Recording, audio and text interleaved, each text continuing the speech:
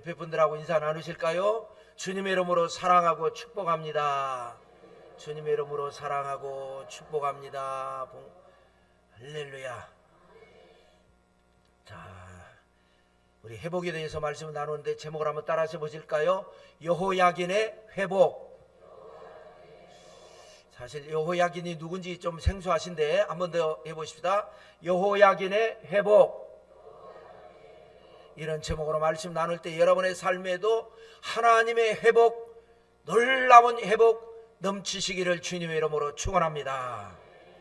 자, 먼저 배경을 설명하자면 바벨론에 의한 이스라엘 멸망사, 우리는 이걸 알아야 됩니다. 여기에는 3명의 임금이 등장합니다. 18대 여호야김, 잊어버려도 좋아요. 그런데 나중에 들을 때는 또 생각나면 되는 거예요. 그 다음에 19대 여호야킨, 20대 시드기야. 이 3명의 임금을 우리는 기억할 필요가 있습니다. 외울 필요는 없지만 나중에 들을 때 그래 맞아 그래 이렇게 생각이 나도록 제가 반복해서 말씀드리려고 그래요. 그래서 18대 여호야김은요 11년 통치를 합니다. 그런데 통치 3년에 바벨론이 1차 침공을 합니다. 엄청난 피해를 주고 왕족들을 다 포로로 잡아가지고 바벨론으로 데리고 가버립니다. 왕만 놔두고 왕족이 다 없어져 버리는 거예요. 그때 잡혀간 사람이 다니엘이니까 다니엘은 왕족이라는 얘기죠. 그 다음에 1차 포로 직후에 아기가 하나 태어납니다. 왕가에서 왕자가 하나 태어나요. 그러니까 이 애는 남아있는 거예요. 만약에 이 애가 먼저 태어났으면 얘도 죽었을 거예요. 왕비의 몸속에 태중의 아기가 있었는데 다 잡혀가고 난 뒤에 어쩜 이렇게 극적으로 아기가 태어납니다. 그 이름이 바로 여호야긴입니다. 그로부터 8년 후에 여호야김 왕이 죽고 여호야긴이 즉위합니다. 그러니까 8년 전에 태어나서 아버지가 죽었으니까, 그래서 자기가 왕이 됐으니까 8살에 왕이 된 겁니다. 그런데 이게 이제 바벨론에서 서식이 들었어요. 괘씸하게 생각하는 거예요. 아니, 누가 지들 마음대로 왕위를 승계하라 그래? 허락도 안 받고. 옛날에 우리나라도 조선시대에 중국에 가서 허락받았잖아요. 왕이 바뀔 때마다. 이게 약한 나라의 비극입니다. 바벨론에서는 이거를 괘씸하게 생각한 거예요. 그래서 2차 침공을 합니다. 그러니까 여호야긴이 왕이 된 지 딱 100일 만에 어린애가 8살 애가 영문도 모르고 아버지는 죽고 왕이 됐고 왕이 돼가지고 딱 100일 됐을 때에 석 달 열흘 만에 어마어마한 전쟁을 겪는 거예요. 뭐 전쟁이 아니면서 같이 싸우는 게 아니라 침공을 해 들어와서 나라를 쑥대밭으로 만들고 2차 포로로 끌고 가는데 전문직, 기술자, 그래서 에스겔은 전문직의 사람인데 대표적인 사람인데 이때는 왕도 끌고 가버립니다. 여호야긴 8살 먹은 애도 포로로 끌고 가버립니다. 왕손이 없으니까 1차에 끌려갔던 여호야김을 데리고 와서 여호야김의 동생이자 여호야긴의 숙부인 시드기야를 데리고 와가지고 20대 왕으로 세웁니다. 8살짜리 어린 왕은 여호야긴은 바벨론에 가서 가자마자 감옥에 들어갑니다. 그리고요, 그로부터 11년이 또 지나서 시드기야가 11년을 다스렸는데요. 11년 지난 후에 바벨론이 3번째 침공을 했고요. 이때는 모든 유대인들 다 잡아가 버립니다. 그리고 나라를 완전히 멸망시켜 버립니다. 폐허를 만들어 버립니다.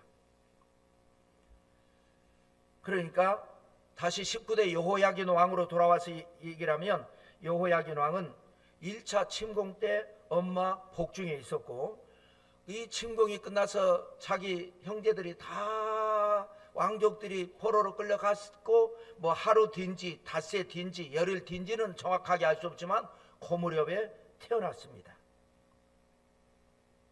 그래서 8살에 왕이 됐고 100일 만에 2차 포로로 끌려갔습니다. 11년 후에 3차 포로로 끌려온 숙부 시드기야를 아마 만났을까? 감옥에서? 아니면 소식만 들었을까? 그럴 수 있겠죠. 소식만 듣고 만나지도 못했을 거예요.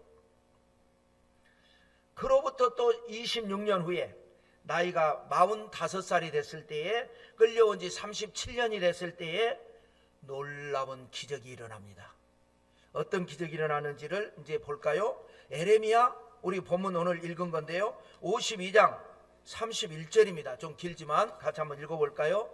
유다 왕 여호야긴이 사로잡혀간 지 37년, 곧 바벨론의 에윌 무르닥 왕의 즉위 원년 12째 달 25째 날, 그가 유다의 여호야긴 왕의 머리를 들어주었고 감옥에서 풀어주었더라.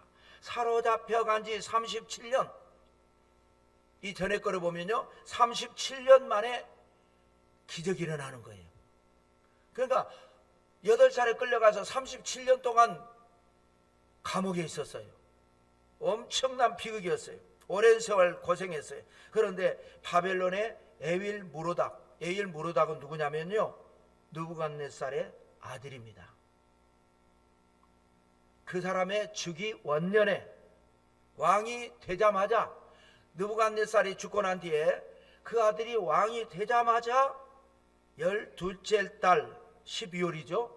그 다음에 항상 틀어주시면 좋은데 25째 날이면 며칠이에요? 25째 날? 지금 딴 생각들 하시는구나. 지금 집이 뭐 열쇠 안 잠그고 오셨나요? 자, 이걸 넘기면 그거 맞네. 25째, 자, 12째 달이라 그러면 몇 월 달이죠? 12월. 25째 날이면 25일 성탄절이에요. 물론 이거는 성탄절이 아니죠. 예수님 오시기 전이니까. 그런데 어쩌면 그렇게 공교롭게 성탄절 날짜를 그렇게 하신 건지는 알 수 없지만 12월 25일 날 특별 사면이 일어납니다. 여호야긴 왕의 머리를 들어줬고, 사람은 머리를 들고 살으라고 하나님께서, 짐승들은 다 머리를 밑으로 사는데 하나님은 사람에게는 머리를 들고 살라고 이렇게 주셨어요. 그런데 우리가 뭔가 망신을 당하거나 실패를 하거나 문제가 생기면 어떻게 돼요? 머리를 못 들어요. 머리를 들으라 그래도 못 들어요. 내 스스로가 안 들려. 자존심도 망가지고 체면도 구겨지고. 그런데 머리를 들게 합니다. 감옥에서 풀어줍니다. 뭐예요? 회복입니다. 그 다음에 33절을 또 한번 읽어볼까요? 그가 날마다 쓸 것을 바벨론의 왕에게서 받는 정량이 있었고 죽는 날까지 곧 종신토록 받았더라. 죽을 때까지, 그때부터, 지금까지는 37년 동안은 고생을 했지만 그때부터 왕으로부터 종신토록 정량, 딱 정해진, 나만 먹으라고 주겠어요? 그래도 명색이 왕인데 그 집에 신하들도 있을 것이고 격식을 갖출 것인데 그 집에 기가는 모든 사람이 먹을 것을 다 줬어요. 죄수의 의복을 갈아입혔어요. 신분이 변화가 됐어요.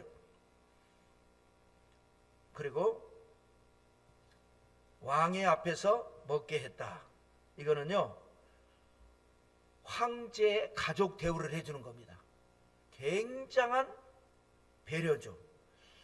이 여호야긴에 어떻게 이런 고난을 당했고 어떻게 이 고난 속에서 하나님의 은혜가 임해서 회복이 되었는가?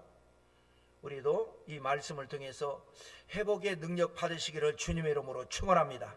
첫째는요, 따라서 한번 해보실까요? 지도자의 책임. 여호야긴 왕이 당한 고난을 한번 생각해 보면요, 한번 여러분이 한번 생각해 보세요. 8살에 왕이 됐어요. 되고 싶어서 됐나요? 아무도 없어. 운명적이에요. 필연적이에요. 자기가 딱 태어나서 보니까 바로 직전에 모든 왕족들이 다 바벨론으로 끌려가 버렸어요. 자기 아버지하고 자기밖에 없어요. 그런데 아버지는 또 그 충격을 많이 받았는지 자기가 태어난 지 8년 만에 죽어버렸어. 그러면 자기가 왕이 될 수밖에 없었어요. 그 다음에요 9절을 또 한번 읽어볼까요? 시작. 여호야긴이 왕위에 오를 때에 나이가 8세라 예루살렘에서 석 달 열흘 동안 다스리며 여호와 보시기에 악을 행하였더라. 뭐를 행했다고 그래요? 악을 행했대요. 여러분 한번 상상을 해보세요. 8살에 왕이 됐어요. 100일 다스렸어요. 무슨 악을 행하죠? 악을 행할 건덕지가 있어요? 8살에 뭘 알아요 애가? 그냥 신하들이 무슨 말하면 언젠가 어떤 영화 보니까 경의 뜻대로 하시오. 그거밖에 할 말이 없어. 정치를 알아요? 법을 알아요? 외교를 알아요? 국제 정세를 알아요? 리더십이 있어요? 뭐가 있어요? 8살에. 그래 신하들이 무슨 말하면 경의 뜻대로 하시오. 경의 뜻대로 하시오. 경의 뜻대로 하시오. 이거밖에 할 게 없어요. 그런데 성경에 기록하기는 악을 행하였더라. 신하들이 하자고 해서 한 거예요. 그런데 이게 뭐예요? 지도자의 책임이라는 거예요. 내가 안 그랬어도 지도자는 책임을 지는 거예요. 잘못되면 내 책임인 거예요. 그래서 야고보서 3장 한번 읽고 보십시다. 내 형제들아 너희는 선생된 우리가 더 큰 심판을 받을 줄 알고 선생이 많이 되지 말라. 그래서 지도자가 되는 것은 함부로 되는 게 아니다. 근데 하나님께서 세우시면 순종해서 받아야 되겠죠. 받았으면 이거 우리가 두렵고 떨리는 마음으로 감당을 해야 되는 거예요. 함부로 우리가 남 앞에 서서 남을 다스리려고 하고 그렇게 하는 것은 정말로 두렵고 떨리는 일이다. 잘못되면 일반 사람들은 잘못되면 책임이 없어요. 그 지도자가 책임을 지는 거예요. 그래서 이런 말씀 한번 읽어볼까요? 베드로전서 4장 11절 말씀인데요. 길어서 중간 끊었습니다. 시작. 만일 누가 말하려면 하나님의 말씀을 하는 것 같이 하고 누가 봉사하려면 하나님이 공급하시는 힘으로 하는 것 같이 하라. 여러분이 예수 믿는 하나님의 사람으로서 그리스도의 신부로 간택이 된 사람으로서 우리 이제 천국 백성으로서 우리는 천국 티켓 땄는데 이 세상 우리는 살아갈 때 언제든지 우리는 무슨 말을 하려고 하면 하나님의 말씀을 하는 것 같이 하고 내가 뭔가 봉사를 해도 내 기분 따라 하는 게 아니라 하나님이 공급하시는 힘으로 봉사하고 그러면 반드시 하나님이 잘했다 설사 하다가 좀 잘못됐어도 괜찮다 잘하려고 했는데 책임은 내가 진다 걱정하지 마라. 그런데 내가 인간적으로 내 생각대로 내 자의적으로 내 판단대로 하면 안 된다라는 거예요. 지도자의 책임은 막중하다. 두 번째 따라서 보실까요? 사랑의 중보. 이거를 저는 이제 귀인이라고 하고 싶었는데요. 혹은 천사. 여호야긴이요 37년 동안 바벨론 감옥에 있었어요. 얼마나 괴로웠겠어요. 어린애가 거기서 다 커버렸어. 어른이 돼버렸어. 이제 거기서 늙어버렸어요. 쉽게 말하면 45살까지 있었으니까요. 그런데 그 사이에 많은 변화가 있었습니다. 포로로 끌려왔던 사람들, 자기는 2차에 끌려왔잖아요. 먼저 끌려온 사람들이 있어요. 1차에 끌려온 사람, 그리고 자기와 함께 2차에 끌려온 사람, 끌려오자마자 그 사람들은 기술자들이 주로 있었으니까 노동 현장에 들어갔지만 자기는 감옥에 들어갔어요. 만나본 적도 없어요. 그 다음에 자기 이후에 3차로 끌려왔던 사람들, 이 사람들이요 세월이 지나면서 각 분야에서 엄청난 영향력을 발휘하기 시작합니다.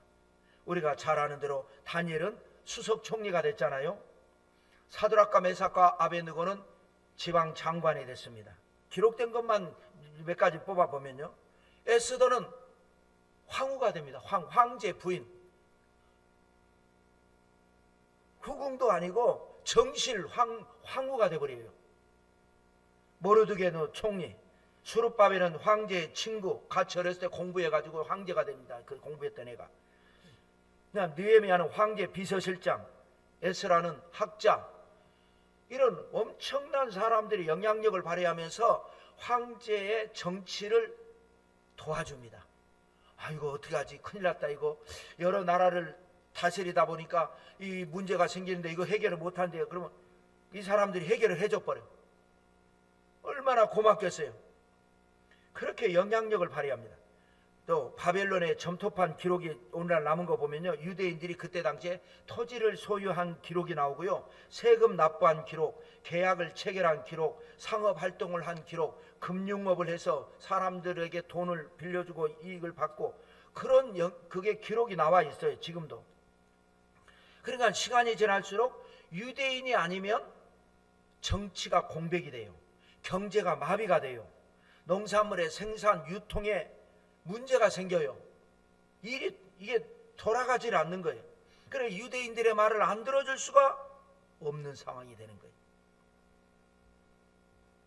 그런데 유대인들은 아무리 좋은 일이 있어도요, 웃질 않습니다. 특혜를 주고 포상을 해줘도 웃지를 않아요. 좋아하질 않아요. 왜 그러냐고 물어보면요, 이구동성으로 두 가지 얘기를 합니다. 하나는 뭐냐? 우리 조상들의 땅이 폐허가 됐는데, 하나님의 성전이 무너졌는데, 내가 여기서 출세를 하면 뭐하고 부귀영화를 누리면 뭐합니까? 아무리 좋은 걸 줘도 웃지를 않아요. 그것만 바라보고 기도합니다.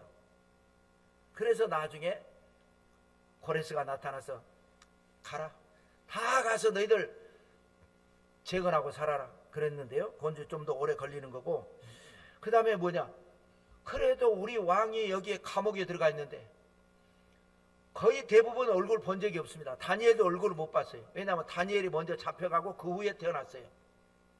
그러고 난 다음에 2차 포로로 끌려가가지고 곧장 감옥에 들어갔어요.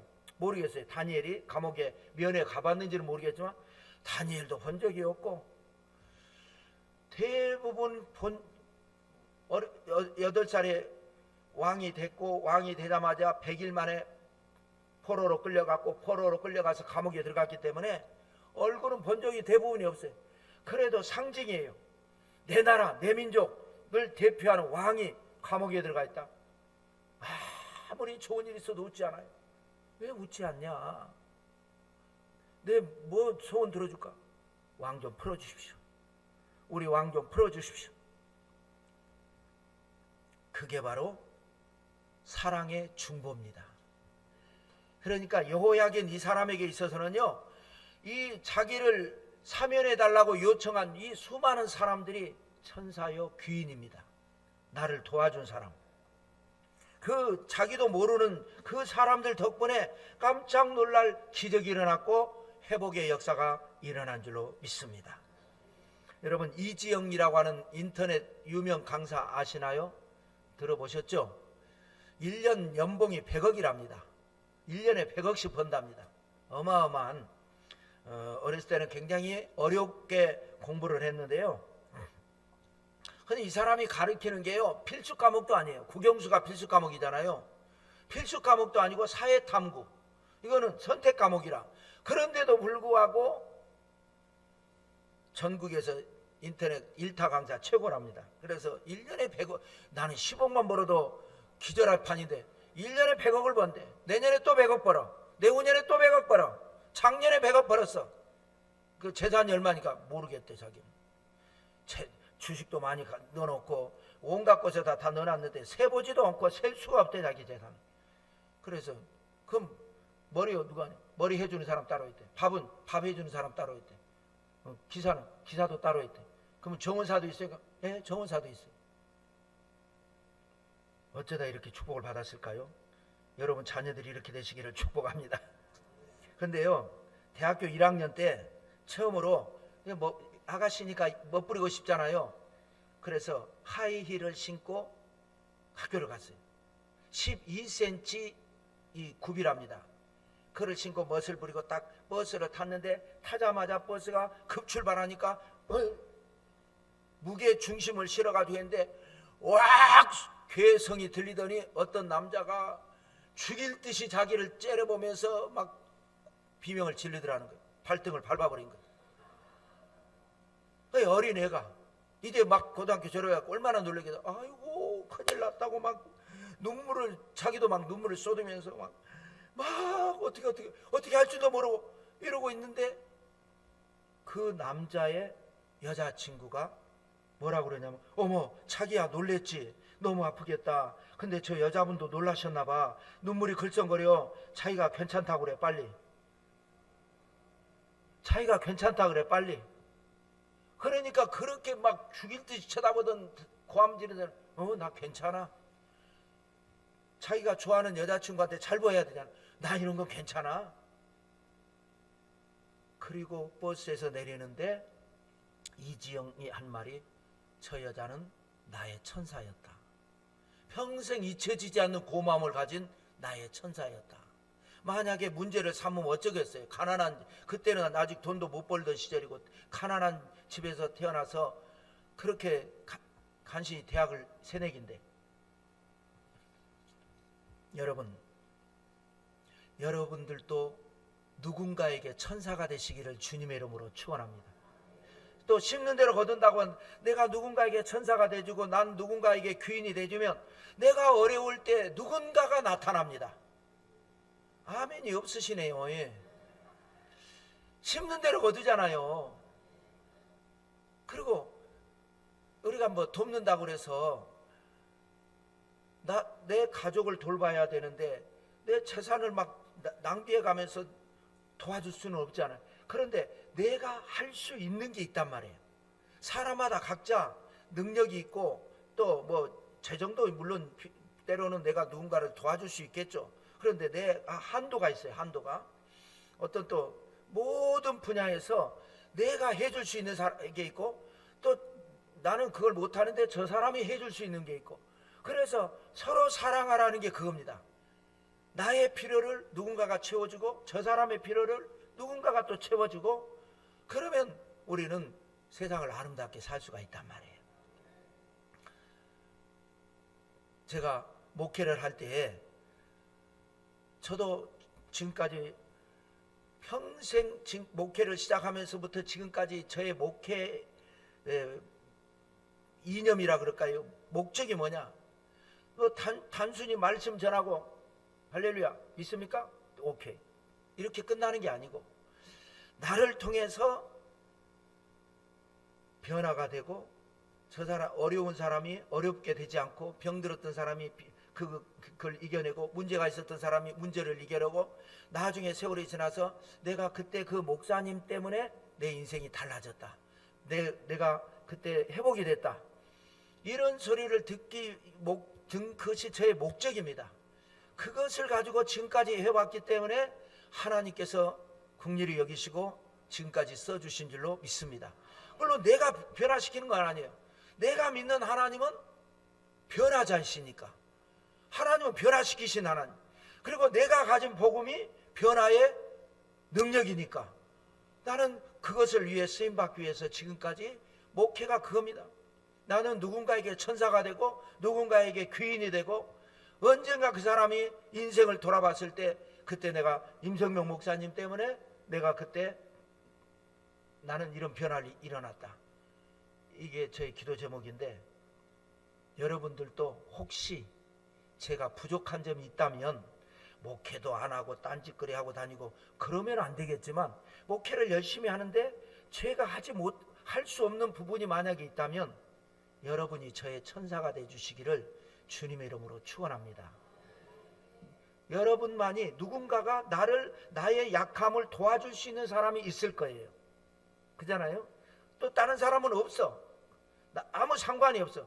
나의 연약한 부분이 있어. 근데 요거는 어떤 누군가는 해줄 수 있는 게 있어. 그 사람이 나의 천사가 되면 저는 목회하는 데 전혀 지장을 받지 않고 열심히 목회를 할 수 있겠죠. 서로가 여러분 천사가 되주시기 바랍니다. 누군가가 내 천사를 기대하지 말고 먼저 심는 대로 거두니까 나는 누군가에게 천사가 돼야지. 그렇다고 해서 내가 무슨 속 없이 재산을 탕진해 가면서 남 돕고 돌아다니겠어요? 내 가족도 돌봐야 되고 내 미래가 있는데, 내 자식들이 있는데, 내가 할 수 있는 거, 내가 마음만 먹으면 얼마든지 할 수 있는 거, 그걸로 여러분 누군가의 천사가 되주시고 누군가의 귀인이 되주시기를 주님의 이름으로 축원합니다. 마지막 세 번째 따라서 보실까요? 응답의 때. 야, 근데 궁금한 게요, 왜 37년이나 걸렸을까요? 그리고 느부갓네살 황제가 죽고 곧장 에일므로닥, 느부갓네살 황제의 아들 에일므로닥이 왕이 되자마자 사면이 됐어요. 여러분 생각해 보세요. 느부갓네살이 어떤 황제죠? 다니엘 앞에 무릎을 꿇은 황제입니다. 다니엘이라 그러면 환장하는 사람이에요. 다니엘을 엄청 좋아하는 사람이에요. 황제가 절대 권력을 가진 사람이에요. 근데 느부갓네살 황제 기간 안에는 안 해줬어요. 그런데 그 아들 에일므로닥이 왕이 되자마자 해줬어요. 왜 그랬는지, 얼마든지 다니엘의 부탁을 받고 해줄 수 있었는데 안 해줬고요. 성경에 기록이 되어 있지 않기 때문에 알 수는 없지만 저는 기도하면서 이렇게 생각을 해봤습니다. 교훈을 얻기 위해서, 우리가 교훈을 얻기 위해서 한번 추리를 해볼 필요가 있다. 여러분, 바벨론이 예루살렘을, 이스라엘을 3번에 걸쳐 침공했다 그랬죠. 엄청난 국력 낭비입니다. 다른 나라는 한 번에 침공하고 끝내버립니다. 그런데 이 이스라엘에는 누가 있었어요? 그때 당시에 망할 무렵에 예레미야 선지자가 있었어요.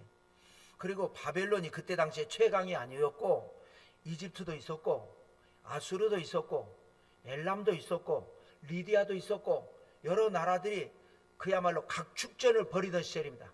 누가 최강이 될란지 아직은 알 수 없는 상황이에요. 바로 직전에는 아수르가 더 강했습니다. 바벨론보다. 그런 상황이었어요. 그런데 예레미야가 뭐라고 예언하냐? 바벨론이 최강자가 될 거다. 그러니까 바벨론, 다른 나라 이집트로도 도움을 받으러 가지 말고, 다른 나라 도움 받지 말고 바벨론 왕이 들어오면 그를 돕고, 바벨론으로 만약에 포로로 끌려가면 거기에서 하나님이 역사하셔서 거기서 천대받지 않고 잘 있다가 70년 만에 돌아와서 나라를 재건하게 할 거다. 이런 예언을 했어요. 이 예언을 이스라엘 백성들은 듣고 콧방귀도 끄고, 왜 우리가 바벨론에 망하냐, 이집트하고 손잡고 바벨론하고 이기자, 싸우고 이랬단 말이에요. 그런데 그거를 누가 들었냐? 바벨론의 황제 느부갓네살이 들었어요. 내 편을 들어서 내가 앞으로 이 나라를, 세계를 지배하게 될 것이라고 예언한 예언자가 있다는 얘기를 들었어. 그런데 결과가 정말 자기가 다 집어삼키고 최강자가 됐어. 이야, 보통으로 보지 않고 이 나라는 특별 대우를 해준 겁니다.